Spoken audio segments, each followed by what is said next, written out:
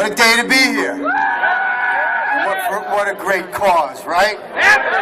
Liberty. Well, hi, brothers and sisters in arms.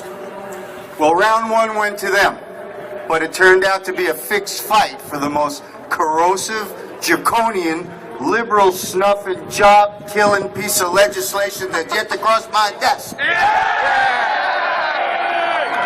We first saw this bill in the Assembly at 11 o'clock on Monday night. And you know what? The only reason we didn't vote that night at that instant was because the Democrats needed to go to a fundraiser. So now the emergency could wait until Tuesday morning. Not so the Senate. Under the Republican leadership, they caved in about 45 minutes. There'll be no new chapter in Profiles in Courage about the actions of the New York State Senate that Monday night. But you know what? That's why we're here, because we're mobilizing, and I'll tell you something. I don't expect to see one gutless yes vote senator back here in 2 years after the next election.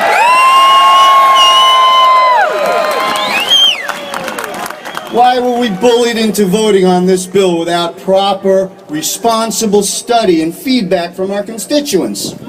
Solely because the governor has a misguided, egotistical notion that being first in the nation for stricter gun control will advance his presidential aspirations. Well, here's a reality check for you, Governor Cuomo. No one in this nation cares about who comes in first, second, or last in gun control that restricts the rights of law-abiding citizens and does nothing to remove illegal guns from the criminals. This bill was so rushed and ill-conceived that it makes criminals out of our police and felons out of our law-abiding citizens. Every study in every state and county reveals that the more legal gun owners per community, the less violent crime in the area. That's right. These facts are hard to swallow for those who crave more government control. So while the governor trumps up a fake emergency for political expediency, let me remind him of some real emergencies our state faces. We are number 50 in the United States in desirability to start a business. Jobs and people are fleeing our state, and this law will destroy the arms industry here in New York, killing another 2,000 jobs upstate. Anybody here from Remington? Well, you got someone representing you hard, and a good one in Claudia Tenney. Here's your next little problem. Reality. Albany, Rochester, and Syracuse are on the verge of declaring bankruptcy because they can't afford to pay the state's unfunded mandates, like Medicaid, pensions, health care. Yonkers is close behind. The governor's negotiating bailouts for these cities. And who do you think will pay for those bailouts?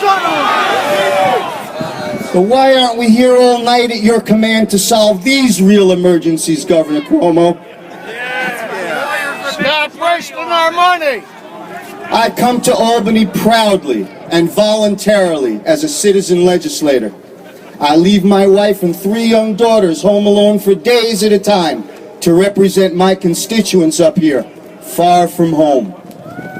After what happened to the young mother in Loganville, Georgia, who defended her 2 young boys against an intruder, this new bill will turn me into a criminal too, because you can bet that before I leave to do the people's work, there will be more than 7 rounds in the magazine of my wife's life.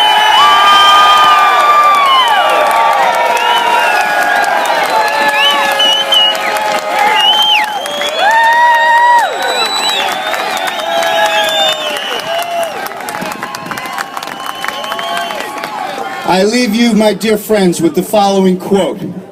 A free people ought not to be armed, but they should have sufficient arms and ammunition to maintain the status of independence from any who might attempt to abuse them, which would include their own government. George Washington.